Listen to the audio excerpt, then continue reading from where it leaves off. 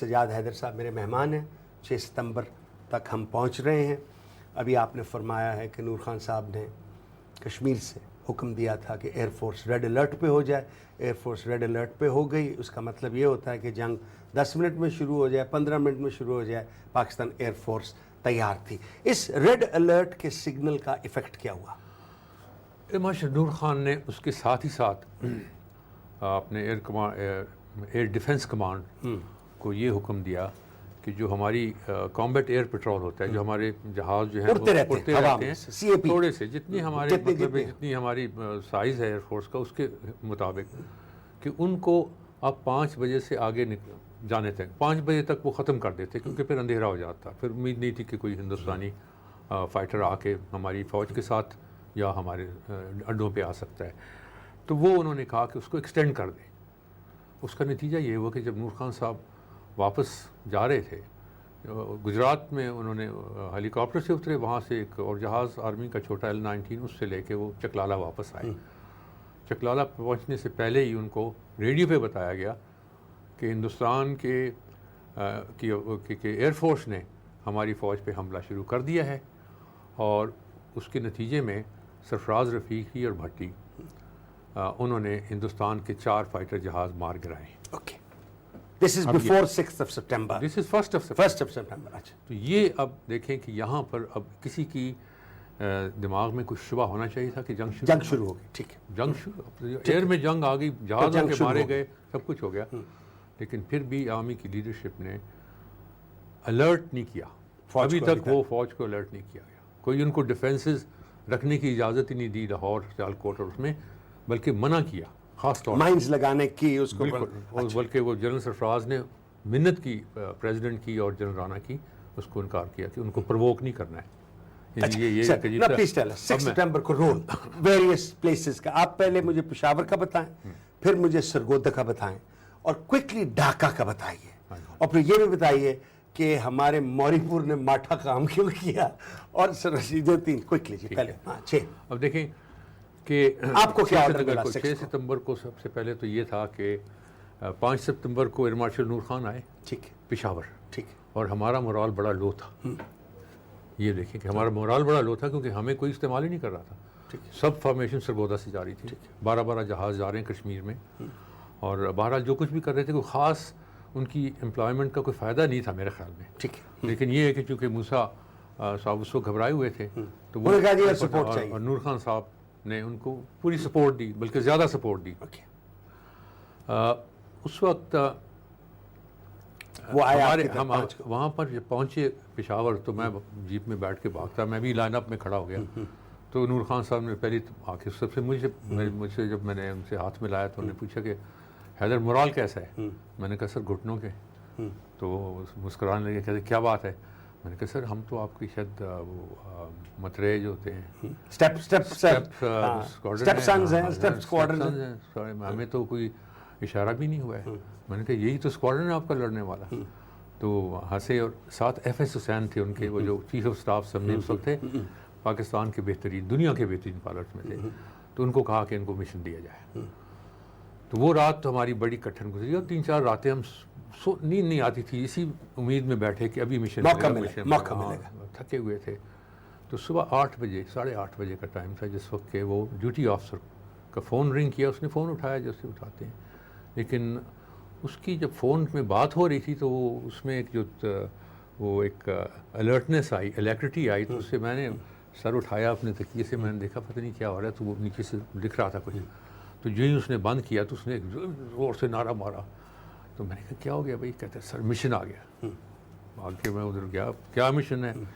دیکھا کہ بھائی 6 جہاز جسر برج کے آگے ہماری سیالکوٹ میں انڈیا نے انڈین آرمر نے اٹیک کر دیا ہے, اور ہماری ایک ریجمنٹ جو ہے وہ پھنسی ہوئی ہے. ان کے پر آرٹلری بڑی بری طرح سے ان کو مار رہی ہے, اور ہم نے جا کے آرٹلری گنز کو تباہ کرنا ہے. اور جو ہی میں وہ پڑھ رہا تھا تو ٹیلی فون دوبارہ رنگ کیا. وہاں ایئر کامڈر رحیم خان جو کہ چیف آف آپریشن تھے, جو بعد میں ایئر چیف بھی بنے تھے, انہوں نے مجھ سے خود بات کی اور کہا سجاد یہ تمہارا پہلا مشن ہے, اور مجھے بڑی امید ہے تم سے کہ وہاں پر کوئی اس کی جو ہے دشمن کی گن جو ہے اس کو چھوڑنا نہیں ہے, سب کو تباہ کر کے آنا ہے. ہاں جی، ہم چلے گئے 4-5 جو لڑکے 5 میں نے چنے اپنے ساتھ.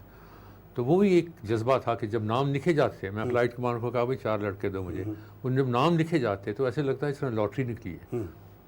نعرہ مار کے پیراشوٹ پکڑا، ہیملٹ پکڑا اور چلیں جی جہاز کی طرف جائیں. اب جہازوں پہ جب ہم پہنچے ہیں تو وہاں ہمیں ایک اور سرپرائز ایلیمنٹ وہ دیکھا کہ جو راکٹ جو ہم ساری عمر مارتے آئے ہیں، جس کے ہمیں پریکٹس تھی اور جو کہ بہت ایک پریسائز ایکسرسائز ہے، راکٹ کو 10 فٹ میں گرانا جو ایکسیپشنل پائلٹ کرتا ہے. اچھا، ہم نے دیکھا تو وہاں بڑے بڑے راکٹ 5 انچ کے راکٹ لگے ہوئے. تو وہ ہمارا اسٹیشن کمانڈر تھا، وہ ذرا نروس سے بندے تھے، وہ اپنی انگوٹھی ہمیشہ لگا. میں نے کہا سر یہ کیا ہے؟ کیڑے لاتے جی. انہوں نے یوں کر کے چیک کر دیے. تو میں نے کہا کہ اس کا ہمیں کوئی کیلکولیشن دیں ہم، کیونکہ اس کی کیلکولیشن بڑی ایک اہم ہوتی ہے، اور ایک ٹینک کو مارنا یا ایک اس کو مارنا، آرٹلری گن کو مارنے کے لیے ہمیں تو بڑی پریسائز چاہیے. تو اس نے کہا کہ یوں کیا. تو میرے ساتھ دلاور حسین بہت اچھے پائلٹ تھے میرے. میں نے ان کو کہا دلاور تم بڑے تیز ہو میتھمیٹکس میں، تو جلدی سے کہا. اس نے کہا سر اس کی پہ ہمیں برن آؤٹ ٹائم وغیرہ میں بہت سی انفارمیشن چاہیے. میں نے کہا اچھا ٹھیک ہے، سیفٹی فلائٹ سیفٹی کو چھٹی. اب آپریشنل ریکوائرمنٹ کی وجہ سے ہم یوں کریں گے کہ ہم اپنے جو نارمل ہماری پروفائل ہوتی ہے اس وہ ہم نہیں کریں گے. ہم اس کو بڑی لو اینگل میں جائیں گے، اور جب دشمن کی آنکھ کی سفیدی نظر آئے گی تو اس وقت آپ راکٹ کو چھوڑیں گے، تاکہ راکٹ کو جانے کی کوئی اور راستہ نہ ملے. یہی ہوا. لیکن کچھ جگہ کوئی اور تھی، وہ تو پھر ہمیں تو نہیں پتہ، قدرت کو پتہ ہوتا ہے کہ کہاں جانا ہے. سیالکوٹ جا رہے تھے ہم سیالکوٹ جا رہے ہیں. گجرانوالے کے پاس جا کے ہم نے غوطہ لگایا نیچے، کیونکہ ہم 50-100 فٹ کی بلندی پہ جاتے ہیں آخر ٹارگیٹ سے تقریباً 20-25 میل پہلے، ٹھیک، تاکہ ریڈار ہمیں جو ہے وہ نہ دیکھے، گم جائے. ہم اس کے گم جاتے ہیں، ان کے انٹرسیپٹر ہمیں تنگ نہیں کر سکتے، امید یہی ہوتی ہے. تو جب ہم ڈسینڈ کر رہے تھے ہمیں 1 منٹ لگتا ہے 25,000 سے نیچے آنے میں. تو وہاں ایئر کمانڈر مسحور حسین جو کہ ہمارے ایئر ڈیفنس کمانڈر تھے، ان کا ٹرانسمیشن آیا کہ آپ کہ تمہارا جو جسر کا جو مشن ہے وہ کینسل ہے. ہندوستان کی فوج نے کہ جو ٹینک ہیں وہ لاہور میں داخل ہو رہے ہیں، تو آپ فوراً اپنا جو ہے ڈائریکشن بدل کے آپ اتاری ولیج کی طرف جائیں، اتاری گاؤں. تو میں نے کہا جی اتاری گاؤں کہاں ہے؟ میں نے تو کچھ سنا نہیں. انہوں نے کہا کہ آپ باٹا پور کی طرف چلے جائیں. میں نے کہا ٹھیک ہے. اب اس وقت کیلکولیشن کرنا بڑا مشکل ہوتا ہے، تو میں نے اندازاً کورس لگایا اور ہم لاہور کے اوپر گئے. تو وہ لاہور کی مشہور ہے، لوگ کہتے ہیں کہ وہاں پر وہ ساؤنڈ بیریئر بلاسٹ ہوا. یہ نہیں، وہ 6 جہاز ہم تھے 448 میل کی رفتار پہ. جب 6 جہاز گزرے ایک شہر کے اوپر سے تو وہ ہل جاتا ہے. تو وہ ہم اس وقت 9:30 بجے کے قریب گئے. ادھر سے میں نے امرتسر کا رخ کیا، کہ میں نے کہا کہ ظاہر ہے کہ ان کی فوجیں یہیں سے آ رہی ہوں گی. تو پہلے چکر میں تو ہمیں کچھ نظر نہیں آیا، لیکن جب ہم امرتسر کے نزدیک پہنچے تو میں نے آسمان کی طرف دیکھا. تو وہ آسمان جو تھا وہ ایسے لگتا تھا ابر آلود، لیکن وہ تھی تیار شکن توپوں کے گولے پھٹ رہے تھے، بالکل کالا آسمان تھا. تو وہاں سے میں نے اس کو فارمیشن کو واپس لایا، اور واپسی پہ میں نے وہ اومنی بس دیکھی جو کہ واگا بارڈر پہ ہندوستانیوں نے قبضہ کیا تھا، اور جس کو بعد میں ہندوستان میں دکھا کے پھر ہندوستان BBC نے، بلکہ یہاں تک اس وقت خبر پھیل گئی تھی کہ لاہور میں داخل ہو گئے، قبضہ کر لیا لاہور. ایک بہت خوفناک خبر تھی ان لوگوں کے لیے جو لندن انگلینڈ میں بیٹھے تھے یا جہاں بھی. بہرحال وہ میں نے دیکھا، لیکن اس کے ساتھ جو تھے پاکستانی ہمیں وہ ہاتھ ہلا رہے تھے، کیونکہ انہوں نے ہمارے وہ جہازوں کی ستارے کے اوپر ستارے دیکھے. خیر اس وقت تک ہمیں ٹینک نظر نہیں آیا. اس کے تو دو منٹ بھی نہیں تھے، لیس دینا تھا. تو میں نے وہ ٹریک دیکھے. ٹریک کے بعد میں نے جب دیکھا تو وہ جی ٹی روڈ کے اوپر ٹینک چڑھ رہے تھے. تو میں نے ٹرانسمیشن کیا، میں نے اپنے پائلٹس کو کہا کہ بھائی دیکھو شکر اللہ کا کہ پاکستانی فوج جو ہے پہنچ گئی ہے، چلو ان کو سیلوٹ دے. اس کے بعد پھر ڈھونڈتے ہیں ہم دشمن کو. اس کے بعد میں سیلوٹ ہم کرنے گئے تو میں اس ٹینک کے اوپر سے میں نے یوں الٹا گزرا تو وہاں وہ ایک سندھوری چکر تھا جو ان کا نشان ہے، جو کہ ہندوستان کا نشان ہے. آپ کو پتہ ان کے جھنڈے کا نشان ہے. تو وہ ایسے سندھوری جس لگتا ہے کہ سندھوری وہ جو ہے وہ گولا بن کے میرے سر پہ لگا.